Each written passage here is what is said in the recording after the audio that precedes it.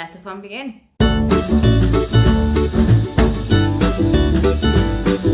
Hi, welcome, come on in. My name is Aoife and today I'm taking you through my TBR for Rom-Comathon.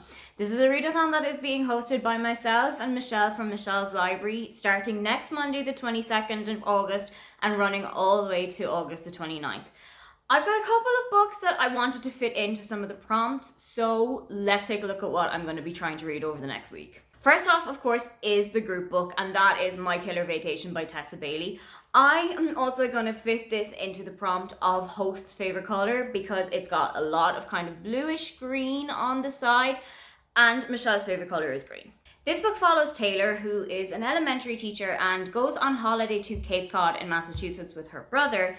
When they arrive at the Airbnb, they notice a dead body in one of the rooms. Not exactly the best way to start off one of your holidays, but they also team up with a local bounty hunter to try and discover what has happened, why the body is there, and of course there's a kind of a connection between Taylor and the bounty hunter. I have a feeling that this is a grumpy sunshine kind of a trope, so if that is your favorite trope, that will also fit into this for the readathon.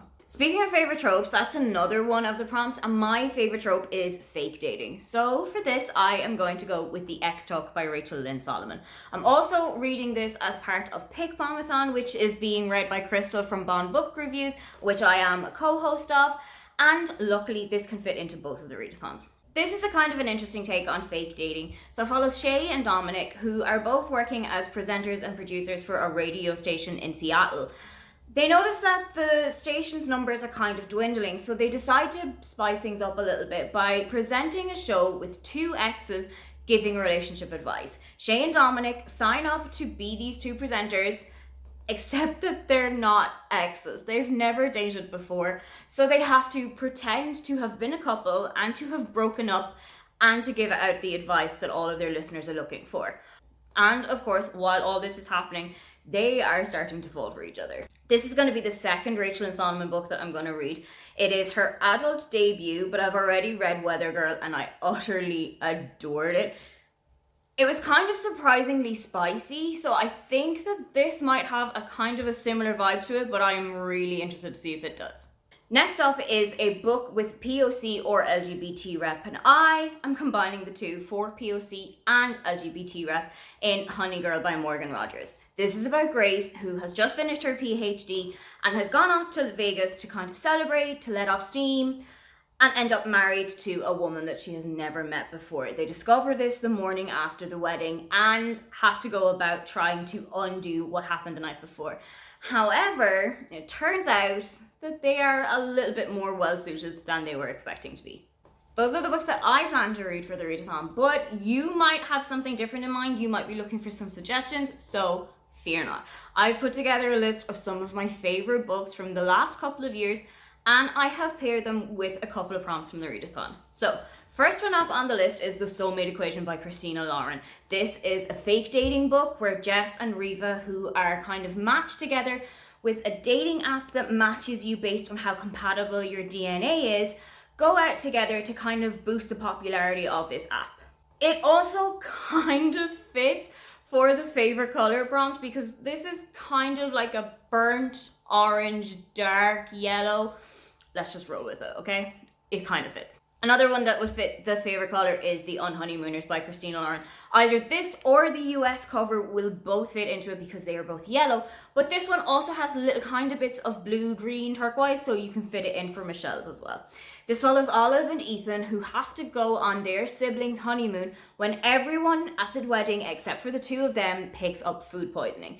Problem is that Olive and Ethan do not like each other, so it's got enemies to lovers in this book, but also Olive's future boss is going to be at the resort, and now they have to pretend to be the actual married couple in order for everything to look above board. So it's also got fake dating in there as well, so you could fit in 3 different things into this book.